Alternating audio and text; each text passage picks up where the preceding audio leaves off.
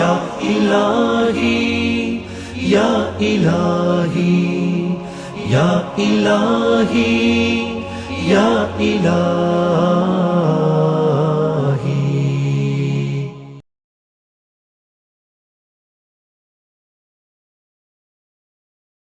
A proper answer, Imam al-Sadiq looked at him. Look at the way of interaction. Imam al-Sadiq looked at him, what did he say to him? He said to him something very simple. He said to him, what is it? He said to him, how many senses do you have? He said, 5. He said, name them. He said, I can see, I can touch, I can taste, I can smell, and I can hear. He said, what's the smallest sense that you have? He said, my eyes. He said, what do you see with your eyes? He said, I see trees, and I see forests, I see buildings, I see human beings. He said, if God can fit all those things into your eye, you don't think He can fit the universe into an egg? Think about it. The logical approach was what? Was to cultivate the heart of the youth through the parents. Luqman began by what? He began by talking about Tawheed with his son. His son felt comfortable with him.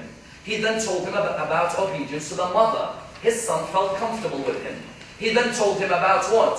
About the importance of prayer. His son felt comfortable with him. It's as if God mentions the conversation of Luqman with his son to highlight that the parents are the originators of this cultivation. Number one. Number two, who can tell me a story of father speaking to his daughters in the Quran? Sorry, someone said? Moses? No, close. Shu'aib. Write that down. Prophet Shu'aib. A parent who cultivated the heart of his daughters. How? How many dads speak? Shu'aib. Write that down. Prophet Shu'aib. A parent who cultivated the heart of his daughters. How? How many dads speak with their daughters about marriage? Sometimes the girl is scared to speak to the dad. Sometimes the dad is scared to speak to the girl. But how many dads actually come and sit their daughter down and say to them, let's speak, me and you. You're young. Do you want to get married now? Do you want to get married at 16, 18, 20, 22, 24, 20? When do you want to get married? You'll find there are many dads, not a single conversation with their daughter at all. Yet the Quran highlighted Prophet Shu'aib, because of his conversation with his daughter got married. Why? Because as a parent, Prophet Shu'aib was a cultivator. He recognized his young daughter was going through physiological changes. She's past that stage. She's also going through psychological changes. She needs somebody who can mold her heart before she has to resort to other means. In our communities today, how many daughters go through other means and not through their parents because their parents... I noticed he was a strong man, and I noticed that he was a trustworthy. The beauty here isn't just what she says, it's her comfort in the way she talks to her dad. So what happens is, she comes to him and she says to him, he was strong and he was trustworthy. He says to her, how do you know he was strong?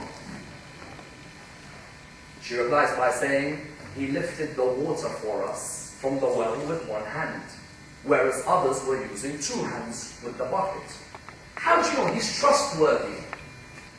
She replied by saying, Dad, on the way back when we were coming home to you, he wouldn't walk to my side and he wouldn't walk behind me. He said to me, I'm not mahram to you. Therefore, I've got to walk ahead of you and you've got to be behind me. And when I asked him, well then how am I going to tell you where our house is? He replied by saying, there are pebbles, throw them in front of me. Where they land is enough of a conversation between me and you. She then said to her dad, now look at this young girl, her name was Safura. She said to her dad, she said, Dad, I want you to go to him and I want to propose to marry him. But would you take the proposal to him? Look at that. She's so confident with her dad, as a cultivator of her heart as a young girl, that she tells her dad, you go and take a proposal of marriage for me. And the Quran is very clear. Prophet Shu'aib comes and tells Prophet Musa, I want you to marry my daughter. Had the daughter not had confidence, she would never have married a prophet of God. But it's because the parents are the first cultivators of the youth in Islam. When the parents recognize the position of the youth, you'll find a healthier future. Whereas when the parents neglect dialogue with the youth's heart will be cultivated by someone else. Number one. Number two, the second cultivator in Islam of the heart of the youth, the teacher. No position is given as much importance in education in Islam as the teacher. To the extent that Imam Zayn al-Abidin says a beautiful line in Risalat al-Huquq, he says, the right of your teacher is that you fix your gaze towards them and you purify your heart for them. You don't speak when others are speaking to them. You don't raise your voice above them. When somebody speaks ill of them, you are the first to protect them and the first to praise them. Ali ibn Abi Talib himself says, whoever teaches me one letter has become my master. The teacher occupies a prominent position, and nobody can come and cultivate the heart of a youth in Islam like a teacher.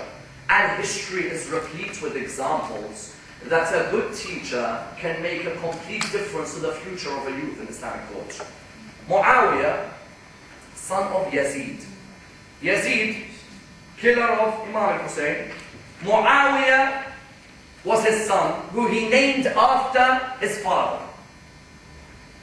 Muawiyah, Yazid's son, Yazid was busy, and he really didn't have much time for his son Muawiyah.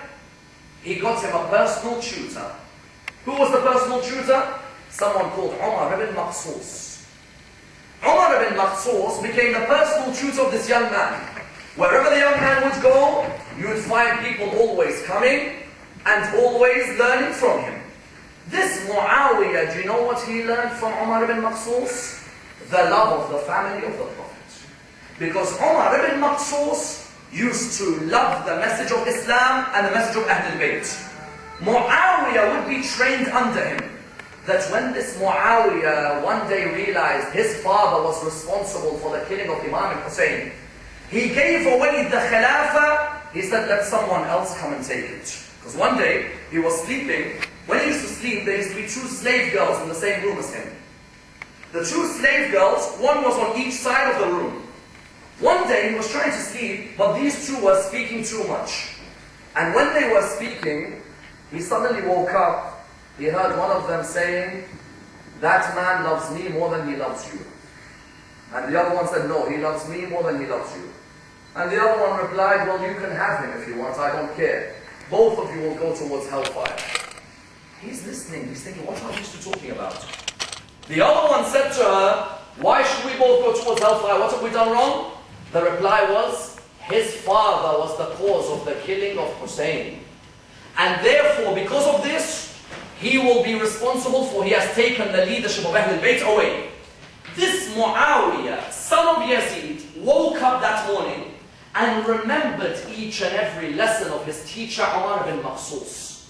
And he remembered how much Ammar ibn Nakshawani used to cultivate his heart with the love of the family of the Prophet. He went to the mosque the next day. He said, I'm going to make an announcement. People came out and said, it's not a day for an announcement. Why has he come out? The reply was what? The reply was, I've come to announce I don't want this Khilafah anymore. I'm giving it away. Marwan ibn al-Hakam said, what do you mean you're giving it away? This belongs to our family. He said, not a family which has killed the grandson of Rasulullah. They said to him, who's been this influence on your life? You're a young man. He said, my personal tutor, Ammar ibn Nakshawani. Look how this personal teacher was able to cultivate the heart of the youth in Islam. And that's why I even remember Umar ibn Abdul Aziz stopped the cursing on Ali ibn Abi Talib because of his teacher. When Umar ibn Abdul Aziz was a young man, he was sitting learning Quran. Umar ibn Abdul Aziz was very lippy when he was young. And in those days, when you were young, if you cursed, you'd curse through cursing Ali ibn Abi Talib. So one day, he cursed Ali ibn Abi Talib when he was sitting with his teacher. He's a young man. Teacher looked at him and he frowned. Umar ibn Abdul Aziz said, I looked at my teacher, I said to him, who are you to frown at me like that? What do you think you're doing? Imagine, 6 years old, he's talking to a teacher like that. The teacher looked at him and he said, my son Umar, haven't I taught you in the Quran about the battle of Badr? He said, yes, of course you have. He said, what did we say about those who fought in the battle of Badr? He said, we said that Allah will promise them Jannah, heaven. He said, what do you